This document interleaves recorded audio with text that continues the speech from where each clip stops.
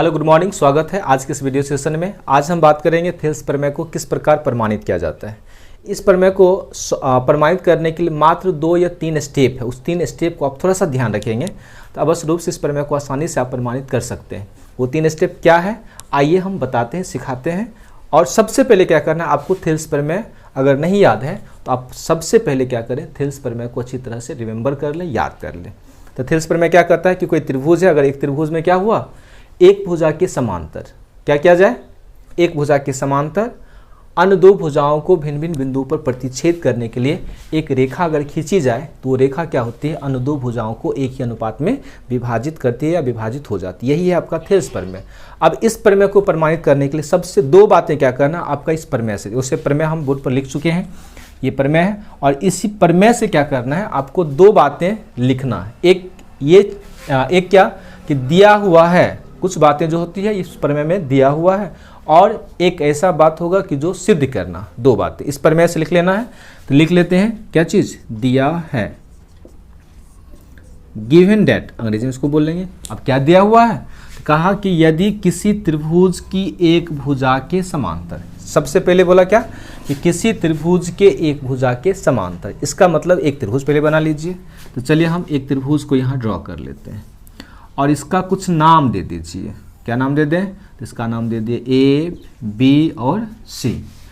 कहा एक भुजा के समांतर, त्रिभुज में 3 भुजा होते हैं, कोई एक भुजा के समांतर यानी बी सी के समांतर हम सुविधा के लिए एक लाइन खींच लेते हैं। और ये बी सी जो है, ये बी सी के समांतर जो खींचे ये रेखा, और ये अन्य 2 भुजाओं यानी ए बी और ए सी को क्या कर रहा है, एक डी बिंदु पर और एक ई बिंदु पर प्रतिच्छेद कर, यानी यहाँ पर दोनों मिल रहा है, कट रहा है नहीं। तो हो गया क्या चीज, ये बातें दी हुई है। क्या दिया हुआ है कि एक भुजा के समांतर अन्य 2 भुजाओं को भिन्न भिन्न बिंदु पर, एक को डी पर और एक को ई पर प्रतिच्छेद करने के लिए क्या खींचा गया, एक लाइन खींचा गया, रेखा खींचा जाए। कहा ऐसा खींचा जाए, तो खींचा जाए का मतलब ये बात हुआ दिया हुआ है, ठीक है। और उसके बाद देखिए खींचा, उसके बाद लिखा तो ये अन्य 2 भुजाएं एक ही अनुपात में विभाजित हो जाती है, तो इसका मतलब ये सिद्ध करना है।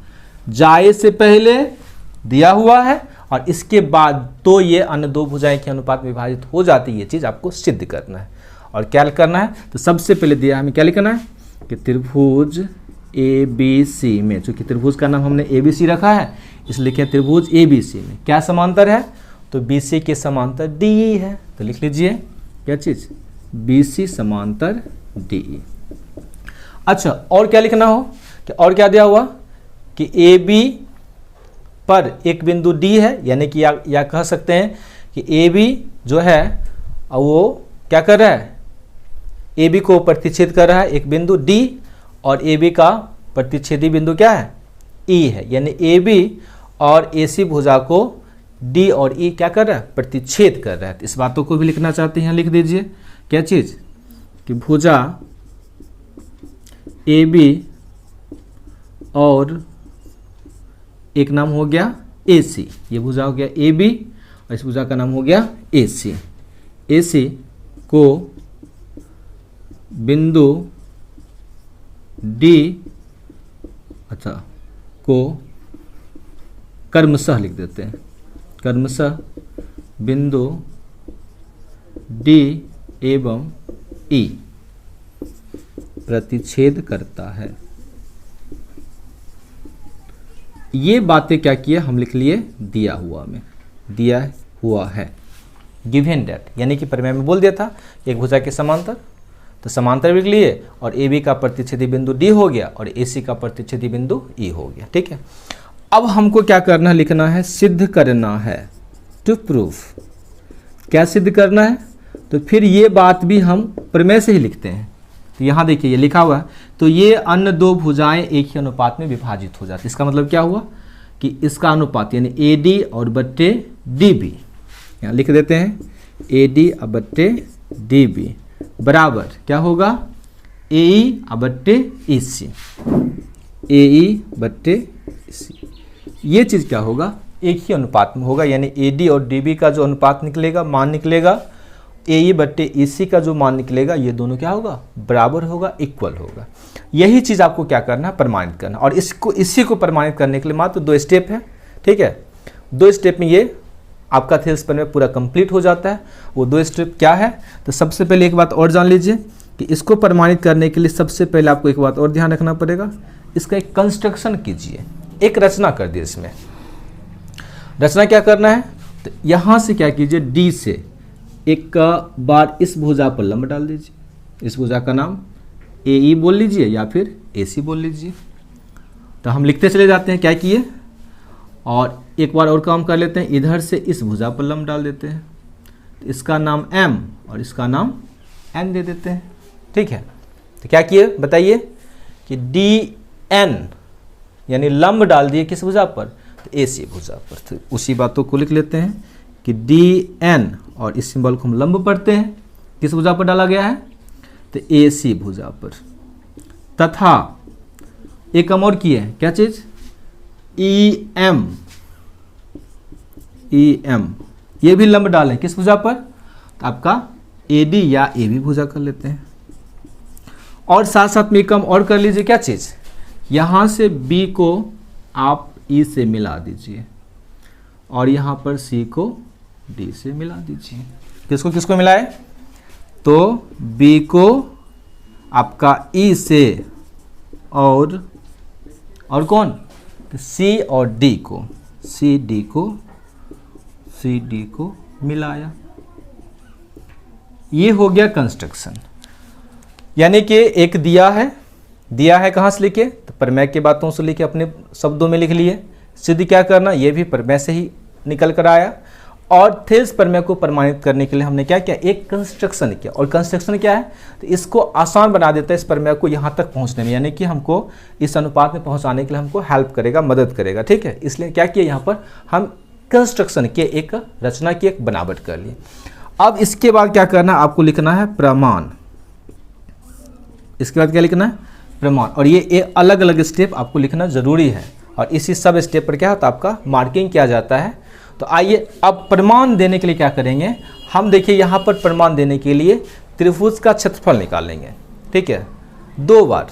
अब 2 बार कैसे निकालेंगे, देखिए सबसे पहले क्या कीजिए, इस प्रमेय को प्रमाणित करने के लिए एक बार ए डी और ई इस त्रिभुज का क्षेत्रफल निकालिए। इसको हम अलग कर देते हैं, जैसे मान लीजिए त्रिभुज को अलग कर दे, इसे किसको, तो ए डी और ई को अलग कर दिए। इसका क्षेत्रफल 2 तरीके से निकाल सकते हैं, कैसे, तो एक बार देखिए यहां से लंब डाला गया है, एम लंब। तो एक बार इस आधार पर निकालेंगे क्षेत्रफल, कैसे, तो लंब का मतलब ऊंचाई, और त्रिभुज का क्षेत्रफल क्या होता है, 1/2 गुने आधार गुने ऊंचाई। तो आधार कौन होगा, तो जिस भुजा पर लंब डाला गया, लंब किस पर डाला गया, एडी पर, तो एडी आधार का काम करेगा, और ईएम जो है या एम ये लंब का काम करेगा या ऊंचाई का काम करेगा। और इसी त्रिभुज में एक बार फिर देखिए दूसरा स्थिति ऐसा बन सकता है, ए डी और ई। अब हम इधर से इस भुजा पर लंब डालें और इसका नाम हो गया एन।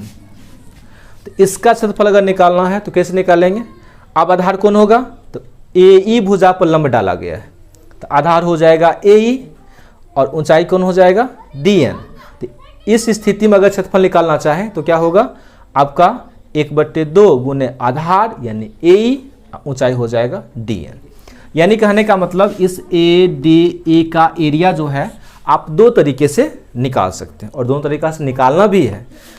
तो क्या करेंगे, सबसे पहले लिख देते हैं कि एरिया ऑफ त्रिभुज ए डी ई 1/2 गुने आधार। तो बताइए अगर हम इस स्थिति में निकालें तो क्या हो जाएगा, आधार बता दीजिए क्या होगा, ए डी हो जाएगा, ए डी गुने ऊंचाई कौन होगा, तो आपका ई एम, ये हो जाएगा, ठीक है। 1/2 गुने आधार गुने ऊंचाई, समझ गए, समझे कि नहीं, समझ गए। ये हो गया आधार।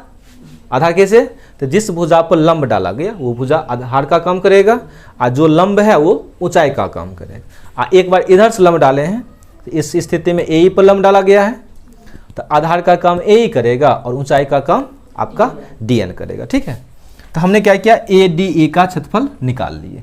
फिर क्या करेंगे, देखिए फिर एक त्रिभुज का और क्षेत्रफल निकाल लेंगे। कौन, तो यहाँ से देखिए ये त्रिभुज का डी बी और ऐसे इस त्रिभुज का क्षेत्रफल पुनः निकालेंगे। समझाने के लिए थोड़ा सा यहीं पर इस लाइन को, जैसे ये लाइन ऐसे आगे बढ़ा है और फिर ये लाइन ऐसे गया है, इसको नीचे कर लेते हैं और ऐसे यहाँ पर बिंदु आपका डी होगा, यहाँ पर बी हो जाएगा और यहाँ पर ई हो जाएगा। अब कहेंगे इसका एरिया फिर निकालिए, तो यहाँ लिख लेते हैं area of D B E, इसका ट्रायंगल का। त्रिभुज का क्षेत्रफल जब भी निकालना हो तो क्या करेंगे, यहाँ पर 1/2 गुने आधार। अब देखिए यहाँ पर आधार कौन होगा और ऊंचाई कौन होगा, ये समझना होगा। ठीक है, तो आधार जो होगा, देखिए यहाँ पर इसको यहाँ समझिए, हमने इस भुजा पर लंब डाला, तो लंब डाला तो इस स्थिति में इसका आधार ये हो गया, और इसी भुजा को आगे ये बढ़ाया गया है तो इसका आधार ये हो जाएगा। तो आधार यही रखना है, ऊंचाई जो है आपका क्या करना है, एम ई जो है वो रख देना है। यानी कि आधार में क्या हो जाएगा, डी बी कर दीजिए और ऊंचाई में ई एम कर दीजिए। इतना करने के बाद अब इस दोनों का क्या कीजिए, रेशियो निकाल लीजिए, अनुपात निकालिए।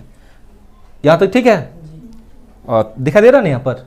चलिए अब इसका क्या करेंगे, हम रेशियो निकालेंगे, अनुपात। क्या रेशियो, तो area of triangle A D E बट्टे area of triangle D B E.